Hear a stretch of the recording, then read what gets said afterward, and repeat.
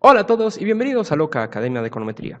Mi nombre es David Rodríguez y hoy vamos a aprender cambio estructural para modelos lineales usando la prueba de Shou y los coeficientes recursivos. Para saber si existe un corte histórico en la información, podemos utilizar medidas como la prueba de Shou o los coeficientes recursivos o los residuales recursivos para identificar si los parámetros son constantes en el tiempo. Recuerden que estos cambios se presentan por eventos históricos o eventos económicos. Si se empiezan a ver que variables contrastadas, una y y una x, tienen un cambio abrupto, puede que exista un cambio estructural. Para entender entonces este tema, vamos a utilizar el siguiente ejercicio. Los datos de la tabla adjunta corresponden al dato de ahorro Y al ingreso personal disponible X en millones de dólares para Estados Unidos en el periodo de 1970 a 1995. Se sabe que en este periodo se presentó un corte en 1982, donde empezó la recesión económica de Estados Unidos. Determine si existe un cambio estructural en la función del ahorro. Este ejercicio, valga la aclaración, es tomado del libro de Gujarati y lo que veremos es si existe un corte en este punto.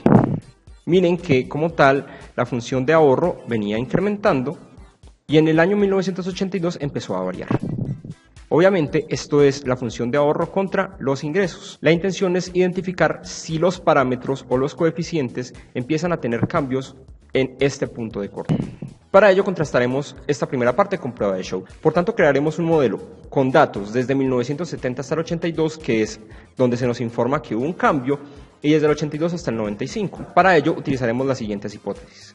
Dependiendo del número de parámetros que existan en el modelo, contrastaremos que un alfa k sea igual a lambda k. Este alfa corresponderá a un parámetro de un modelo 1, un submodelo 1, y este lambda de un submodelo 2. Y que estos sean iguales al parámetro del modelo total. O en una hipótesis alternativa en donde este alfa o el parámetro del submodelo 1 sea diferente al parámetro lambda del submodelo 2 y que a la vez sean diferentes al parámetro beta del submodelo total. Vamos a utilizar entonces la siguiente información de prueba de Shou. Tenemos aquí esta programación que utilizaremos. Ya se cargaron los datos. Miren que tenemos la variable year, la variable savings y la variable income. Son 26 datos. Primero tendremos que realizar el modelo total, en donde y sea savings, donde x será income y donde los datos se llamarán ahorro. Seleccionamos y le damos ejecutar o control R y obtendremos el primer modelo. La intercepta nos da que el ahorro en general será de $62.000 y este income, que representará la proporción marginal al ahorro, será que por cada dólar que tengamos de ingresos ahorraremos $30. Listo. Se nos pide que obtengamos el ESS. Por tanto, esto será Deviance. Paso seguido, obtendremos el primer corte. Este primer corte irá desde 1970 hasta 1981. 12 datos. Vamos a decir que esto es ahorro. Es la base de datos original. Estos datos, para que se diferencien, serán ahorro 1. Esto será ahorro 1. Dato del corte lo llamaremos year. Y la fecha de corte será estrictamente 1982. Veamos qué sucede. Como tal tenemos 12 datos. Ahora con esta información lo que tendremos es correr un nuevo modelo para identificar la primera parte. Tomemos la información de modelo 1. Modelo 1 entonces representará la misma información que teníamos, pero con la diferencia de que ahora es con los datos 1. Entonces esto es savings, income y data es ahorro 1. Vamos a ejecutarlo. Miremos algo de importancia. Miren cómo cambia la intercepta. Estaba en 62 y ahora pasa a 1. En otras palabras, el punto inicial del ahorro es de $1.000 y la propensión marginal al ahorro ahora es de $80. Aquí pareciese que existe un cambio estructural, pero eso todavía no lo podemos corroborar hasta que no hagamos una prueba matemática. Recordemos que hay que obtener también la suma de los errores al cuadrado de este modelo. Y obtenemos el valor de 1785. Ahora vamos a hacerlo con la parte 2 de la información. Los datos se llaman ahorro, entonces será ahorro 2 para diferenciarlo del modelo original o los datos totales, y de la primera parte de la subset será de ahorro, o la variable de corte es year, y la fecha de corte será superior a 1981 y le daremos ejecutar. Como tal, él tomará desde el 82 hasta el 95. Con esta información repetiremos el mismo proceso y de una vez tomemos la operación para obtener la suma al cuadrado de los errores del modelo 2 o el submodelo 2. ahora podemos observar que en este nuevo modelo el intercepto es de $153.000 y la proporción marginal al ahorro es de $14. Finalmente podremos obtener esta información haciendo la siguiente operación a mano. Le diremos aquí que ahora ESS, que es el original, será ESS de los restringidos, ESS1 y ESS2 será la suma para los no restringidos, los parámetros obviamente serán cuántos parámetros para el modelo, o para todos los modelos, en este caso serán 2, beta 1 intercepta y beta 2 la propensión marginal al ahorro, y las particiones de los datos, que en este caso fueron 12 y 14 respectivamente. Esta fórmula la podemos desarrollar de la siguiente manera, sea de una manera manual como está escrita en el blog de notas o con una librería que se llama GAP, y serán confrontadas con un F teórico en donde será el número de parámetros y los grados de libertad. Tendremos esta fórmula aquí descrita. La copiaremos, la pegaremos en R y obtendremos el valor.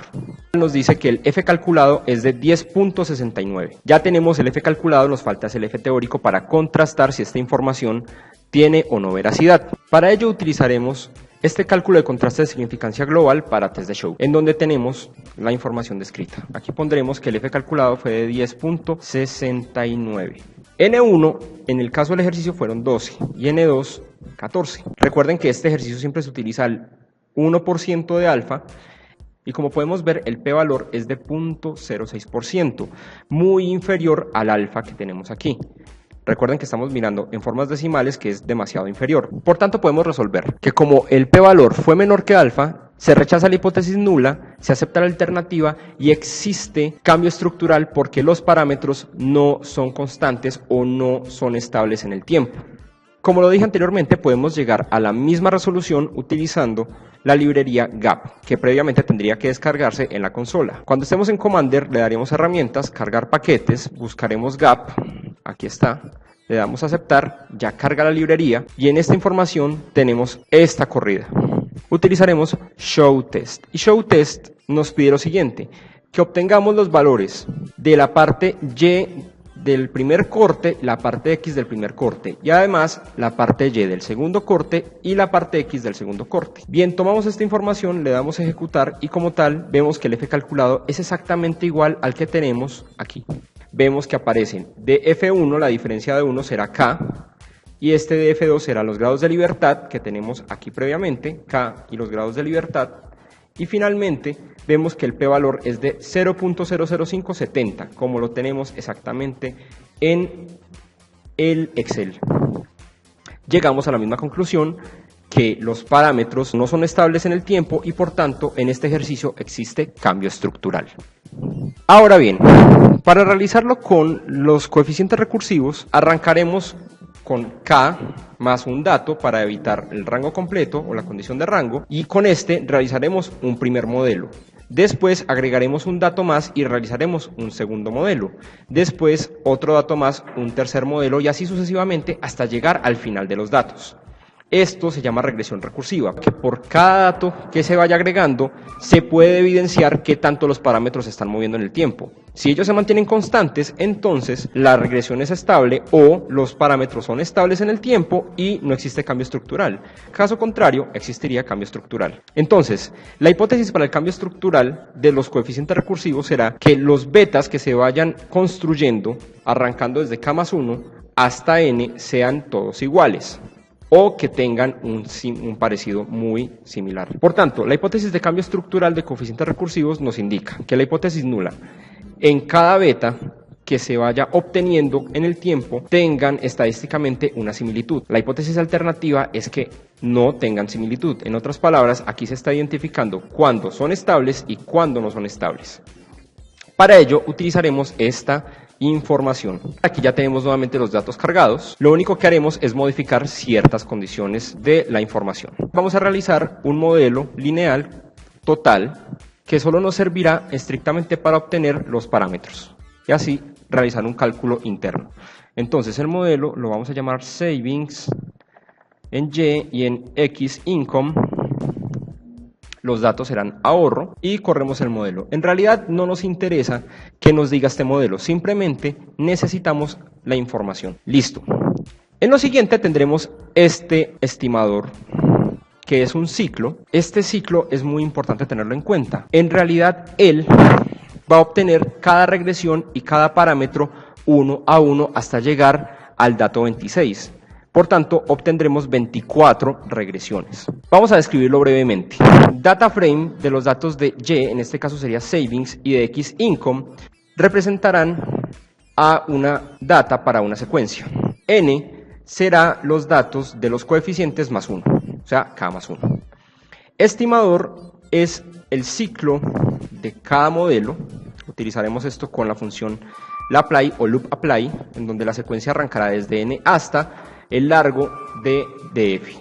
En otras palabras, arrancará desde T hasta 26 datos. Función de X será una regresión lineal de savings y de income en una data que estará en df y que arrancará desde 1 hasta donde llegue la información.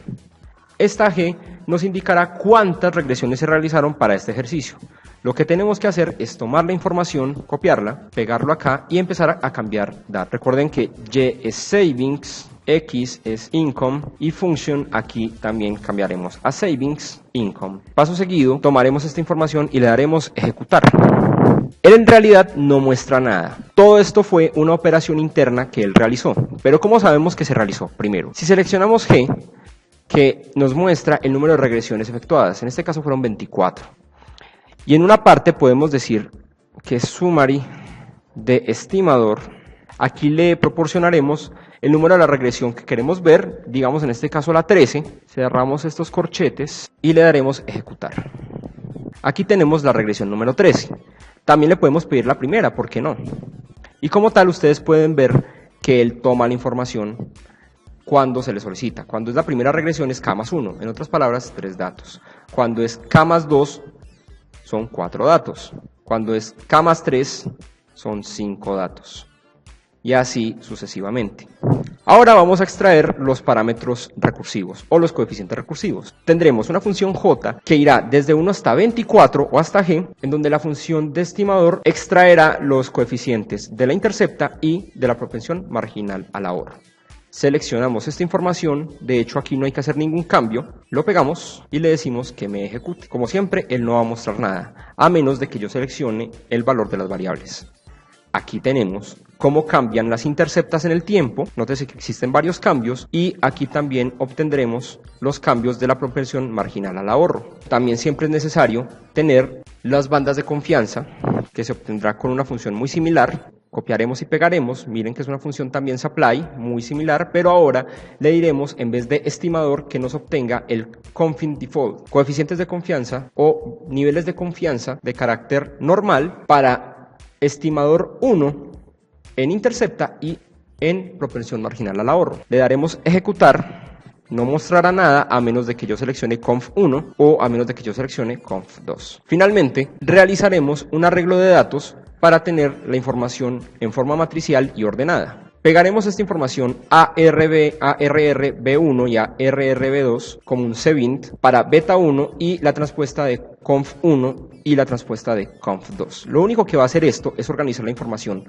de beta1 y los coeficientes de confianza desde 2.5 y 97.5 para que R pueda identificar dónde hacer las gráficas correctamente. Entonces, seleccionamos esta información, él no muestra nada, como siempre, a menos de que le ejecutemos, y miren que para las interceptas él muestra la información beta 1, 2.5% y 97.5%.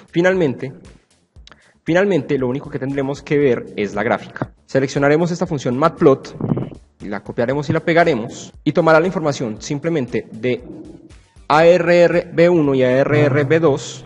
En este caso, seleccionaré la primera, para que veamos qué sucede. La seleccionamos con tipo L o tipo lineal para que muestre líneas. Tenemos entonces la gráfica para la intercepta, que la intercepta se empieza a mover de manera irregular al principio y en el dato 11 empieza a tener una tendencia creciente. Por tanto, podemos decir que no existe una estabilidad en este parámetro. Entonces rechazaremos la hipótesis nula, aceptaremos la alternativa y diremos que existe cambio estructural para el parámetro beta 1. No tienen estabilidad. Si tomamos ARRB2, podremos ver qué pasa con la propensión marginal al ahorro. podemos ver que la propensión marginal al ahorro empieza también de manera irregular y con tendencia a la baja después. La propensión marginal al ahorro no es estable en el tiempo y presenta cambio estructural. En otras palabras, rechazaremos la hipótesis nula, aceptaremos la alternativa. Como podemos ver en este ejercicio, para los dos casos se llega a la misma solución. Por tanto, se recomienda el uso de un test matemático y un test gráfico para el cambio estructural. Uno para confrontar si el modelo en algún punto tiene un cambio y el otro para verificar en el tiempo qué tanto los parámetros están cambiando o si efectúan cambio. Esto fue todo en Loca Academia de Econometría. Recuerden darle like al video y dar sus opiniones en la parte de los comentarios en YouTube. Nos veremos en una próxima ocasión y muchas gracias.